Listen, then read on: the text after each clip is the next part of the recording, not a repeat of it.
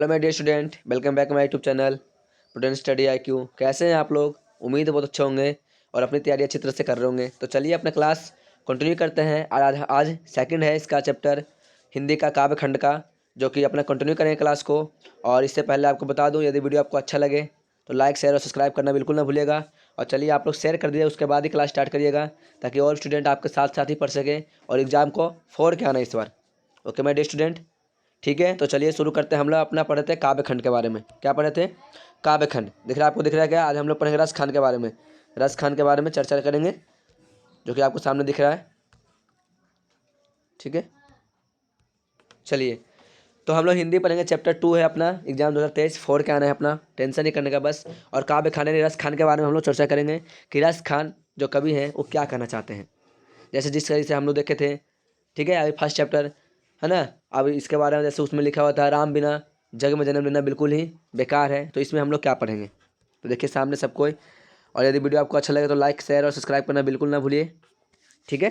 तो चलिए, प्रेम अपनी श्री राधिका। देखिए, प्रेम ऐनी, ऐनी बोले यहाँ पे, ऐनी ऐनी श्री राधिका, यानी राधा कृष्ण का जो प्रेम था उनके बारे में यहाँ चर्चा किया जा रहा है कि किस तरीके से वो प्रेम करते थे एक तरह से। कि आपको मालूम है कि राधा कृष्णा आप हमेशा देखते जरूर होंगे फोटो में भी, लेकिन वो लोग आपस में कभी मैरिज नहीं कर पाए, लेकिन उनका प्यार ही खाली एक रह गया है। तो ये बोल रहा है श्री प्रेम, प्रेम भावना को यहाँ दर्शाया जा रहा है। कैसे? कृष्ण भगवान और राधा जी जो तो आपस में मतलब एक तरह से प्रेम भावना को उत्पन्न कर रहे हैं यहाँ पे। तो कौन करे? तो रस खान बोल रहे हैं। नाम से मालूम चल रहा होगा कि ये एक मोमडन है, यानी कि मुसलमान है, इस्लाम धर्म का बिलोंग करते हैं। लेकिन ये नहीं मानते हैं कि मैं इस्लाम हूँ, कि मैं हिंदू हूँ। ये सिर्फ अपना कर्तव्य मानते हैं कि मैं एक मनुष्य हूँ और मनुष्य ही रहूँगा। ठीक है, अपने को अपने आप को मानने के लिए नहीं कि कोई हिंदू से वार कर रहा है, कोई मुसलमान से वार कर रहा है, ऐसा कुछ नहीं इनके अंदर फीलिंग। तो ठीक है, तो चलिए, तो एक बार आप लोग देख लीजिए अपना टाइटल को। तो चलते हैं नेक्स्ट और अपनी ओर आगे देखते हैं। इस पोस्ट में हम लोग क्या क्या पढ़ना था देख लेते हैं थोड़ा सा।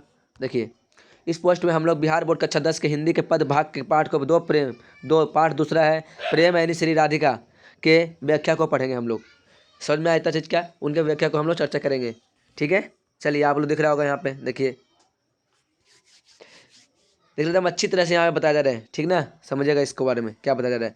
प्रेम यानी श्री राधिका एक्सप्लेनेशन हिंदी कक्षा 10 के लिए, यानी राधा कृष्ण के बारे में बता रहे हैं कि देखिए आपको दिख रहे होंगे कृष्ण भगवान कैसे एक मतलब जो रस खान है वो कैसे लीलीन हो चुके हैं अपने भगवान के प्रति, कि मैं दुनिया में सिर्फ ईश्वर ही है जो हम लोग को सक्सेस बना सकता है। ठीक है, देखते हो जी, हम लोग अगर मान लीजिए कुछ हद से ज़्यादा प्रॉब्लम अगर आ जाता है, क्रिएट हो जाता है समाज के अंदर, तो हम लोग सिर्फ भगवान को याद करते हैं, नहीं करते क्या? सोचिए थोड़ा सा के लिए। हम लोग तो जितना टेक्नोलॉजी हो सके वो तो फेल हो गया फिर उसके सामने। अपना बताया जा रहा है। तो चैप्टर अपना दूसरा है, देख लीजिए दोबारा से।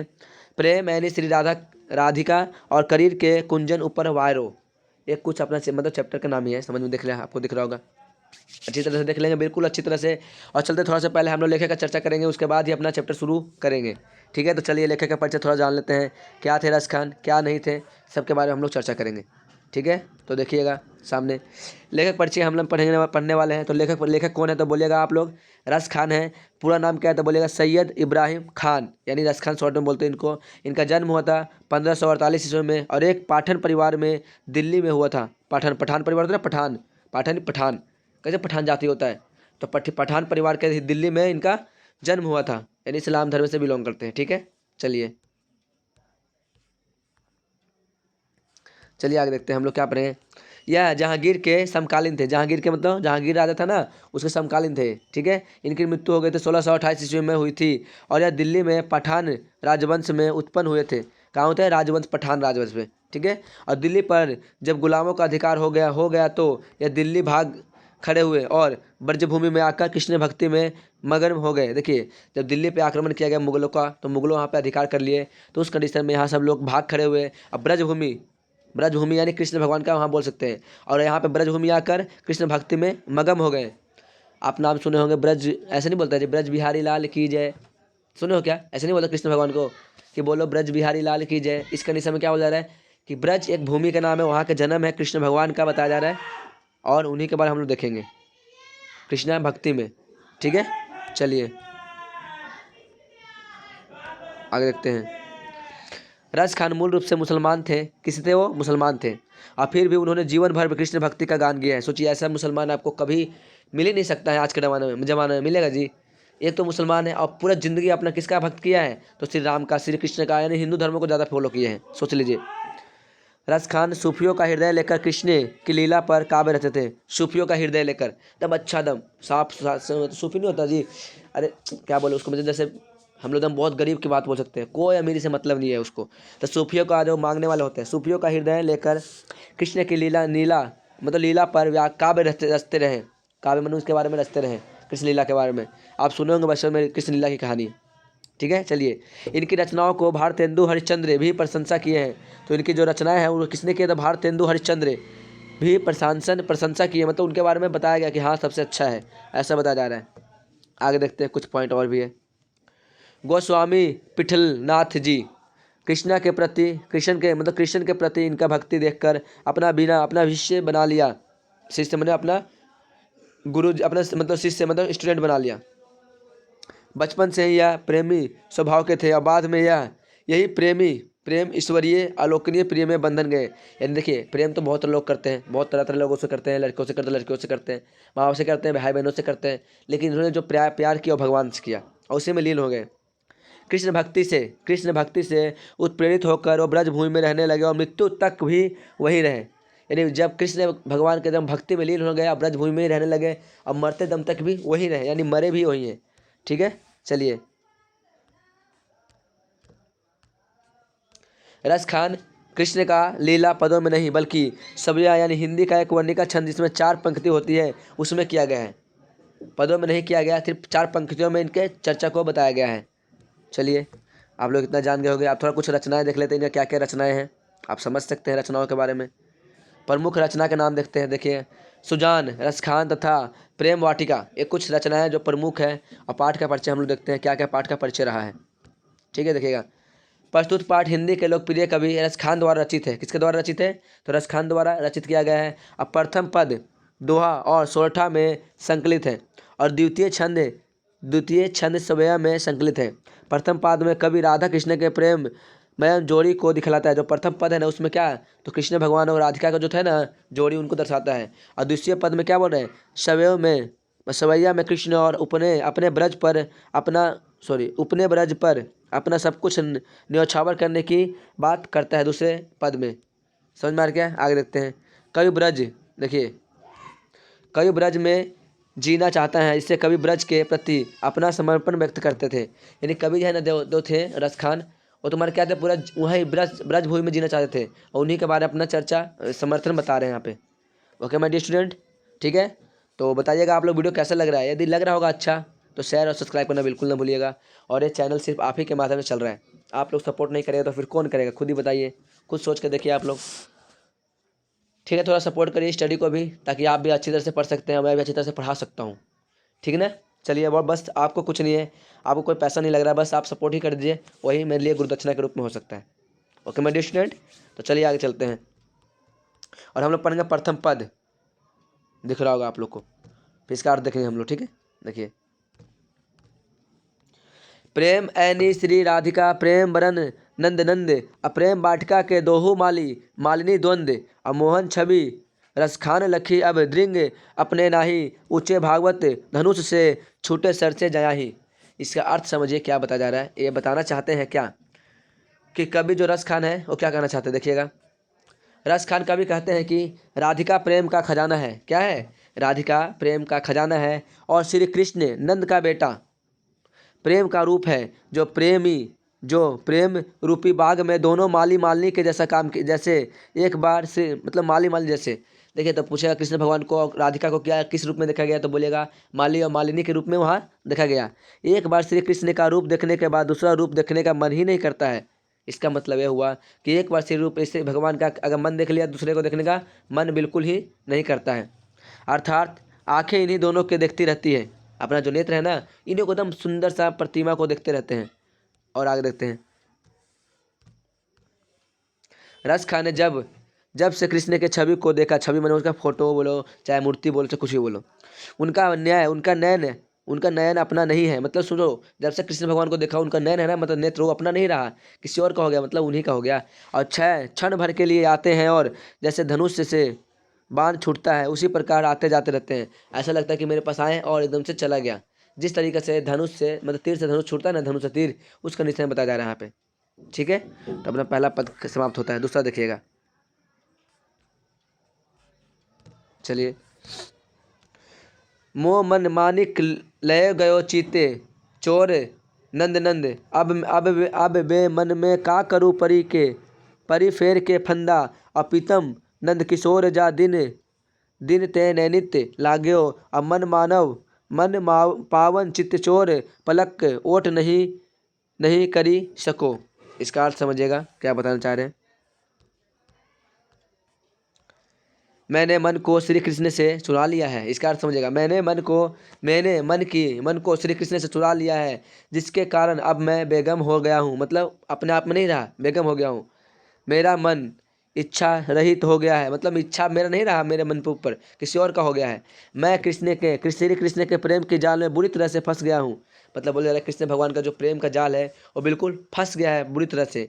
लेखक अपनी अपनी विश्वत प्रकट करते हुए कहते हैं कि जिस दिन से मैंने प्रेमी श्री कृष्ण को देखता हूँ, उसने मेरा मन चुरा लिया है। ऐसा कहा जाता है कि जब से मैं कृष्ण भगवान को देखा हूँ, जब से मेरा मन को क्या करें, चुरा लिए हैं।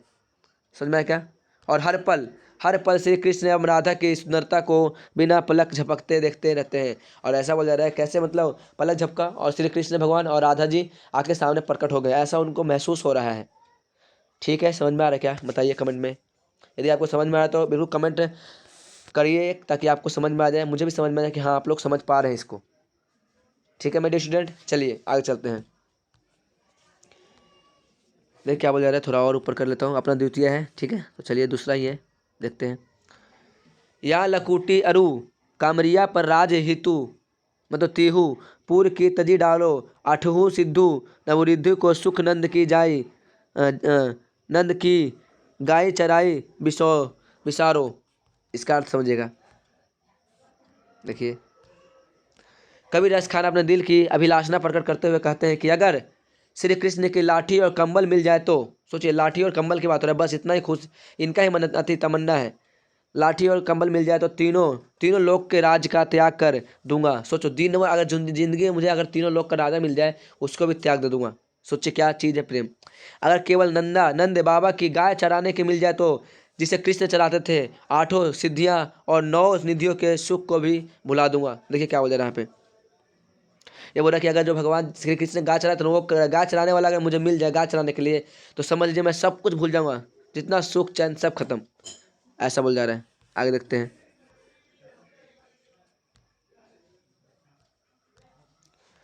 रसखाने का बो इन आखिन सो ब्रज के बनबाग, अतनार निहोरे कोटिक रो कलधौत के धाम, करीन के कुंजर ऊपर वानो। इसका अर्थ समझिए क्या बताया जा रहा है। देखिए कवि कहना चाहते हैं क्या, देखिए कवि का कहना है कि जब से मेरी आंखों ने ब्रज के जंगले निकुंजों यानी वन वाटिका या फुलवारी या उपवन तालाबों तथा करीन एक प्रकार की कांटेदार झाड़ियाँ हैं, ठीक है, के संगन पुंज यानी झाड़ियाँ लताओं आदि से घिरा स्थान, वह जगह जहाँ लताई छाई हो, उसको देखा है तब से यही इच्छा होती है कि ऐसे मनोहर उपवनों की सुंदरता के सामने करोड़ों महल बहुत ही नीच प्रतीत होते हैं। मतलब बोला करोड़ों रुपए का जो महल है ना, बिल्कुल खराब, बिल्कुल स्थिति खराब है उसकी, इसके सामने सब उनका बेस्ट हो रहा है एक तरह से। मतलब कहने का मतलब ना, भगवान श्री कृष्ण का पूजा करना ही मेरा पूरा सौभाग्य होगा। अर्थात ऐसी कीमती महल को छोड़कर कृष्ण जहाँ रसलीला करते थे वहीं निवास करूँ मैं, ऐसा बोलते हैं। कैसे रसलीला करते होंगे, उसी कंडीशन में वहाँ पे मैं निवास करूँ, ऐसा बताया जा रहा है। कितना सुख दुख की बात है। ठीक है, तो वीडियो बताइए वीडियो कैसा लगा मेरे स्टूडेंट। यदि वीडियो आपको अच्छा लगे तो लाइक शेयर और सब्सक्राइब से पूरा भर दीजिए, कमेंट करके शेयर कर दीजिए, ताकि और भी स्टूडेंट पढ़ सकते हैं। और आपको अच्छी तरह से कंडीशन में देखते हुए आपके लिए क्वेश्चन लाया गया है, ताकि और भी क्वेश्चन को फॉलो करिए और बिल्कुल अच्छी तरह से क्वेश्चन को डील कर सकें और पेपर में एकदम फोड़ के आइए पेपर को। अब मैं तो इतना बता रहा हूँ कि अच्छी तरह से पढ़ के जाइए और टॉप आइए। देखिए स्टूडेंट, आप लोग कितना ही कोई ना कोई टॉपर आता है, ठीक ना, बात है सिर्फ टॉपर आने की। सोचिए आप भी मेहनत करिएगा तो ही टॉप आइएगा, ऐसे नहीं आ सकते हैं। आप 10वां क्लास में 10 घंटा कम से कम पढ़िए, तब जाके आप देखते हैं टॉपर बोलता है कि मैं ज़्यादा घंटा नहीं पढ़ता हूँ, लेकिन उसका टेक्निक अलग होता है पढ़ने का, कुछ खास टेक्निक नहीं होता। तुम्हारी तरह हमारी तरह ही मेहनत करवाते हैं मास्टर, और पढ़ते भी हो वो लोग स्टूडेंट। अपने खुद से ज़्यादा मेहनत करते हैं। बस इतना ही कह सकता हूँ कि वीडियो देखिए और अच्छी तरह से समझिए। अगर कोई डाउट हो तो कमेंट बॉक्स में कमेंट करिए। अगर इससे और बेहतर अच्छी तरह से समझाने के लिए एक्सप्लेनेशन करें तो आप कमेंट बॉक्स में कमेंट करिए कि सर थोड़ा सा और एक्सप्लेनेशन करिए अच्छी तरह से। मैं आपकी बातों पर मोटिवेशन लूँगा, ठीक है, और आगे को सुधार करूँगा। ओके मेरे स्टूडेंट, तो आपके लिए क्वेश्चन लाया हूँ, थोड़ा क्वेश्चन देख लेते हैं ताकि आपको थोड़ा समझ में आ जाए। चलिए, ये क्वेश्चन क्या बोल रहा है, लघु उत्तरीय है बाबू, ठीक है, ज़्यादा बड़ा नहीं है, बस 2-2 नंबर का है, मतलब 2-2 नंबर का होगा। 30 से लेके मतलब 30 से या 20 शब्दों में आप लिख सकते हैं, इसको उत्तर दे सकते हैं, ठीक है। तो देखिएगा, पहला कुछ प्रश्न आपके सामने नजरों पे आ रहा है। उस प्रश्न क्या है, देखिए, कवि ने स्वयं को बेगम को क्यों कहा, बेगम का क्यों कहा है, बेमन क्यों कहा है, ऐसा बताइए। तो उत्तर क्या होता है, कवि रक्षा खान का मन मोहन यानी कृष्ण की छवि में डूब गया है। उस नंद के चहेत से मतलब चेहरे से, है ना, चेहरे से रस खान के मन को चुरा लिया है ना, मतलब गलत लिखा है, इसलिए कभी अब बिना मन का यानी बेगम बेगम हो गया। एक तरह से कहने का मतलब भगवान श्री कृष्ण के मनों में विगम हो गए हैं, किसी को और बातों में नहीं आ रहे, इनका अर्थ ही कहना है। दूसरा क्वेश्चन कुछ इस तरह से देखिएगा,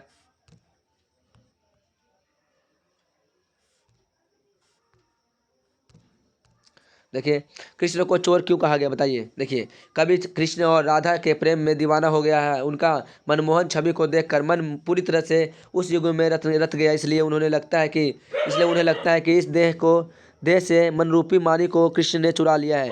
तो हमारे देह का जो है ना रूपी, वो तुम्हारे कृष्ण भगवान ने चुरा लिया, इसलिए कृष्ण भगवान क्या कहा गया, चोर कहा गया, ठीक है। कहीं मक्खन वाला स्थिति मत बोल दीजिएगा, वो अपना किताब से नहीं है, ठीक है। चलिए, कवि ने माली मालिनी किन्हें और क्यों कहा है, बताइए, या फिर रस खान ने माली मालिनी किन्हें और क्यों कहा है, बताइए दोनों उसका उत्तर। देखिए, तो इसका उत्तर क्या है, कवि ने माली मालिनी कृष्ण और राधा को कहा है क्योंकि कवि और राधा कृष्ण ने प्रेम युग में युगल को प्रेम भरे नयन से देखता है, मतलब प्रेम भरे नयन से मतलब नेत्र से देख रहे हैं, यहाँ प्रेम को वाटिका मानते हैं और उस प्रेम वाटिका के माली मालिनी कृष्ण राधा को मानते हुए यहाँ पे दर्शाया जाता है। चलिए, आया चौथा नंबर क्वेश्चन क्या बताना चाह रहे हैं, देखिएगा, ठीक है। चलिए, रस खान रचित सवय का भावार्थ अपने शब्दों में लिखिए। देखिए, रस खान रचित सवय में ब्रजभूमि के प्रति उनका हार्दिक प्रेम प्रकट होता है और सवय में उन्होंने कहा है कि ब्रजभूमि की एक एक वस्तु, स्थान, सरोवर तो नदियाँ, ठीक है, सरोवर, कटीला, झाड़ियाँ सुखदायक है क्योंकि वहाँ भगवान के अवतार श्री कृष्ण अवतरित हुए थे, यानी वहाँ भगवान श्री कृष्ण का जन्म भूमि है, इसलिए वहाँ ऐसा बोला जा रहा है उनको, ठीक है। 5वां नंबर क्वेश्चन आप देख सकते हैं, सामने नजरों के सामने है, देखिएगा, रस खान के द्वितीय दोहे का काव्य सौंदर्य स्पष्ट करें। प्रस्तुत दोहे में सवय छंद में भाव के अनुसार भाषा का प्रयोग अत्यंत मार्मिक है और संपूर्ण छंद में ब्रज भाषा की सरलता, सहजता और मोहकता देखी जा सकती है। कहीं कहीं तद्भद्र और तस्य के सामाजिक रूप से भी शामिल है। तो अपना चैप्टर यहाँ पे खत्म होता है। बताइएगा यहाँ तक चैप्टर कैसा लगा, और यदि कुछ अगर समझ में आया होगा तो कमेंट बॉक्स में कमेंट करिएगा, ठीक है। यदि वीडियो आपको अच्छा लगे तो बिल्कुल लाइक शेयर और सब्सक्राइब करना नहीं भूलिएगा। ओके मेरे स्टूडेंट, ताकि और भी स्टूडेंट पढ़ सकते हैं, और बेल आइकन दबा लीजिएगा ताकि नोटिफिकेशन आपको मिल सकता है, ठीक है। मिलते हैं नेक्स्ट क्लास में, तब तक के लिए भाई। अगर नहीं समझ में आया, कुछ समझ में भी आया, नहीं समझ में आया तो भी आप कमेंट बॉक्स में कमेंट करिएगा एक, ताकि मुझे मोटिवेशन मिले और मैं इस तरह से आपके लिए और वीडियो लाता रहूँ और एग्जाम को क्रैक कर देने का। ओके मेरे स्टूडेंट, ठीक है, मिलते हैं नेक्स्ट क्लास में, तब तक के लिए बाय।